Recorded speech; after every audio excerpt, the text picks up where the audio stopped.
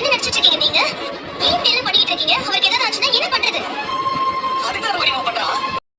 Welcome to Vijay updates. சரக்கடி காசில் இன்றைக்கி எபிசோடில் வந்து முத்துவோட ஃப்ரெண்டும் அவங்களோட ஒய்ஃபும் வந்து அவரை பார்க்குறதுக்கு வராங்க. அவங்க ஏதோ கோயிலுக்கு போன பிரசாதம் கொண்டு வந்து தரத்துக்கு வந்திருக்காங்க. இப்போ முத்துவும் மீனாவும் சாப்பிட சொல்லி கூப்பிட்றாங்க. அவங்களும் வந்து சாப்பிட்டுட்டு இருக்காங்க. அப்போ வந்து ரோஹிணி வராங்க. மனோஜ் வந்து முக்கியமாக மீட்டிங் கிளம்பணும், சாப்பாட்டை டிஃபன் வைங்க அப்படின்றாங்க. ஒரு 10 நிமிஷம் இருங்க அப்படின்னு மீனா சொல்கிறாங்க. அதை போய் உள்ளே சொன்னதும் மனோஜ் வந்து கோவப்படுறாரு. அவன் ஃப்ரெண்டுக்கெலாம் வந்து நான் வெயிட் பண்ணணுமா, எனக்கு முக்கியமான மீட்டிங் இருக்குது, கண்டவன் வந்து சாப்பிட்டு போகிற வரைக்கும் நான் வெயிட் பண்ணணுமா அப்படின்னு கத்துறாரு. அப்போ வந்து முத்து அதை கேட்டுட்டு உள்ளார போய் அவனை சமாதானப்படுத்துறாரு. சத்தம் போடாத, ஒரு 10 நிமிஷத்தில் போயிடுவோம் அப்படின்னு சொல்ல கேட்காம அவர் கத்திக்கிட்டே இருக்காரு.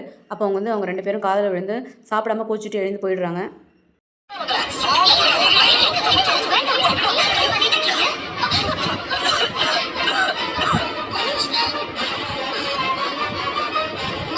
ஃப்ரெண்டு கோச்சிட்டு போனதும் முத்துவுக்கு வந்து கோவம் வந்துடுது.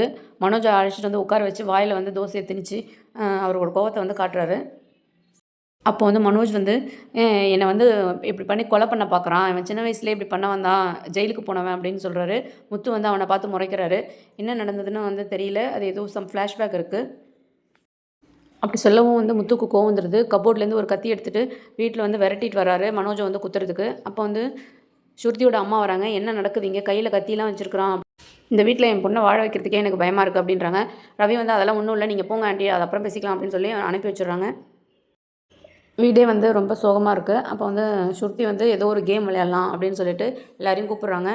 ஒருத்தர் செய்கிற ஆக்ஷனை எல்லோரும் செய்யணும் அப்படின்ற மாதிரி ஒரு கேம் சொல்கிறாங்க. அப்போ அதை விளையாண்டதும் வீட்டில் கொஞ்சம் எல்லாருமே வந்து கொஞ்சம் சந்தோஷமாக இருக்காங்க.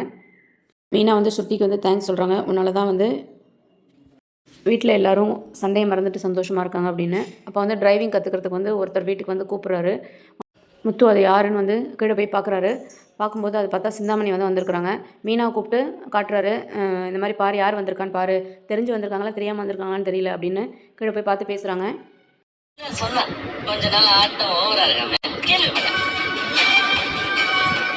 சிந்தாமணி வந்து உடனே அவங்க அசிஸ்டண்ட்டை பார்த்து ஒரு நல்ல இடமா டிரைவிங் கற்றுக்க கூட்டிகிட்டு வர சொன்னால் இங்கே கூட்டிகிட்டு வந்திருக்கு அப்படின்றாங்க. அதுக்கு வந்து முத்து வந்து உங்களுக்கும் மீனாவுக்கு தான் பிரச்சனை, உங்களுக்கு சொல்லித்தரதுன்னா நான் சொல்லித்தரேன், எனக்கு ஒன்றும் பிரச்சனை இல்லை அப்படின்ற மாதிரி சொல்கிறாரு. என்ன நடக்குதுன்னு நாளைக்கு பார்க்கலாம்.